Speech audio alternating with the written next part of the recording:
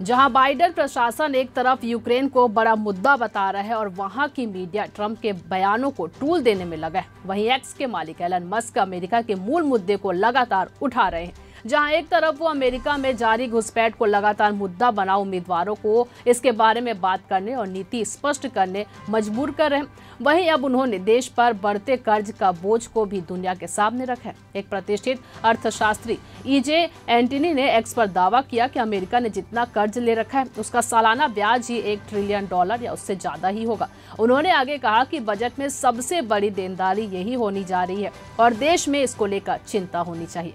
EJ Antony ने इस स्थिति को इस प्रकार का पागलपन बताया। अब ईजे एंटोनी के इस दावे पर वॉल स्ट्रीट सिल्वर ने आशंका जताई कि कर्ज पर ब्याज ही अमेरिका के पूरे रक्षा बजट से अधिक होने का जा रहा है।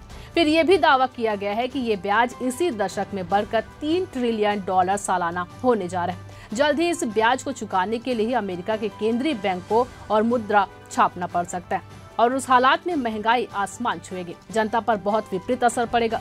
एलन मस्क ने राष्ट्रीय कर्ज पर प्रतिक्रिया देते हुए कहा कि ये स्थिति ज्यादा चलने वाली नहीं है। एलन मस्क का उठाया हुआ ये मुद्दा कितना प्रासंगिक है उसको इसी बात से समझिए कि उनके इस पोस्ट को ही लगभग 80 लाख से अधिक लोग देख चुके हैं। ये खबर लिखी थी आपके लिए हमारे साथी दुर्गेश कुमार दुबे ने। मैं आपके साथ ललिता चक्रधारी। लगातार इसी तरह से खबरों से अपडेट रहने के लिए बने रहिए न्यूज़ फर्स्ट 21 पर। आपके हक की बात।